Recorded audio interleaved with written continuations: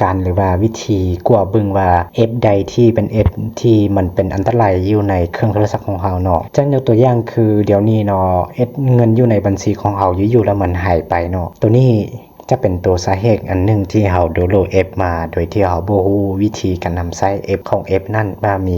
คุณภาพแบบใดโดยที่เราเห็นเขาเจ้ามีการโฆษณาแล้วเราไปโดนโหลดมาเนาะจะเป็นจำพวกเอฟที่เขาเจ้ามักใช้เนาะจะเป็นจำพวก AI ฮู้แต่งหน้าใส่ผ้าให้มันเป็นผ้าเคลื่อนไหวเนาะจำพวก X นี่เดที่จะเป็นจำพวก X ที่มันมีไวรัสเข้ามาโดยที่เฮาใส่เงินอยู่ในบัญชีของเฮาลามันหายเนาะสาเหตุนี้จะเป็นสาเหตุที่2เนาะสาเหตุที่1ก็คือจำพวกมีจำพวก call center หรือว่าจำพวกสแกมเมอร์เนาะเขาจะมีการโทรเข้ามาอยู่ในเครื่องของเฮาและวิธีนี้จะเป็นวิธีการกวางว่าใดที่มันบกพร่องอยู่ในเครื่องโทรศัพท์ของเฮาว่ามันเป็นอันตรายหรือว่าบ่เป็นอันตรายอยู่ในให้เอาเข้ามาที่ Play Store ของเราเนาะเอาเข้ามาที่ Play Store ตัวนี้จะมาอธิบายอีกอย่างนึงPlay Store ของเราเนาะส่วนหลายแม่นเฮาจะรู้วิธีการใช้มันดาวน์โหลดแอปเนาะแต่ว่า Play Store ตัวนี้มันจะเป็นตัวหลักๆอยู่ในเครื่องโทรศัพท์ของเราเลยก็คือมันจะเป็นตัวป้องกันหรือว่าตัวที่จัดการจำพวกทุก X ของเราหรือว่านั่นหรือว่าบัญชีธนาคารหรือว่าบัญชีธนาคารมันจะบ่มีส่วงเนาะที่ว่าบัญชีอีเมลหรือว่าตัวหลายๆเครื่องเนาะมันจะเป็นตัวจัดการเหมือนเนาะว่าให้มันเสียเวลาเอาเข้ามาตัวนี้หลังจากที่เราเข้ามาหน้าตั้งอยู่ใน Play Store เนาะเราเข้าไปที่รูปโปรไฟล์ของเราเนาะหลังจากที่เราเข้ามาหน้านี้เนาะมันจะเห็นหลายๆเมนูเนาะตัวนี้ให้เราเข้ามาตัวนี้เลยนะตัว Play Protect ตัวนี้ก็คือตัวที่จะป้องกันว่า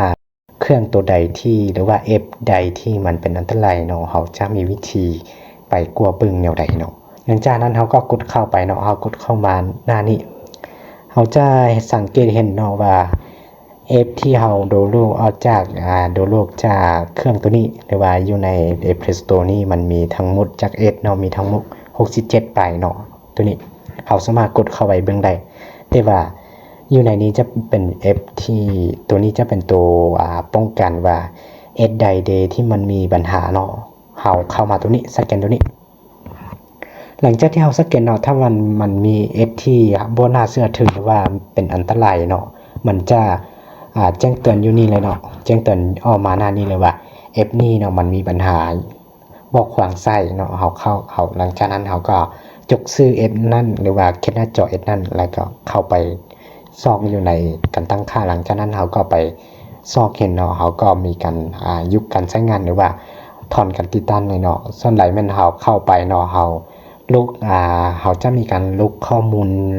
หรือว่าขี้เหนียวของมันแล้วเนาะเขาก็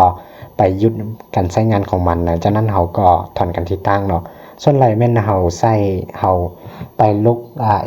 ถอนการติดตั้งเนาะส่วนไหลเขาบ่ได้ยุดการใช้งานเนาะบัญชีเขาถอนการติดตั้งแล้วแต่ว่าเขาบ่ได้ยุดการใช้งานของมันนะมันยังมีจำพวกไวรัสที่มานำเนาะมันยังเฮ็ดเบี้ยอยู่ในเครื่องโทรศัพท์ของเขาล่ะอันนั้นจะเป็นเหตุผลที่เงินอยู่ในบัญชีเขาอยู่แล้วมันหายเนาะเป็นอย่างคือว่านั่นคือว่ามันหายเนาะตัวนี้ก็คือว่าเงินของเขามันหายเนาะก็คือมันมีไวรัสที่ว่าคืออยู่แล้วมันหายตัวนี้จะเป็นจำพวกส่วนไหลมันจะเป็นจำพวกที่เขาเป็นผู้สร้างนั้นเข้ามาเนาะละเขาจะมีจุดประสงค์แฝงอยากมาลักหรือว่ามาดูดเงินจะออกจากบัญชีของเขาแหละเขาจะมีการวางแผนตัวนี้เข้ามาเนาะโดยที่เขาบ่รู้ตัวเลยตัวนี้แล้วก็คลิปวิดีโอนี้จะเป็นคลิปวิดีโอที่สอนวิธีป้องกันหรือว่าวิธีกลัวเบิ่งว่าเอฟใดที่เป็นอันตรายบ่ขวางไส้หรือว่าเขาขวางไส้เขาสามารถมากลัวเบิ่งเดี๋ยวนี้ได้เนาะ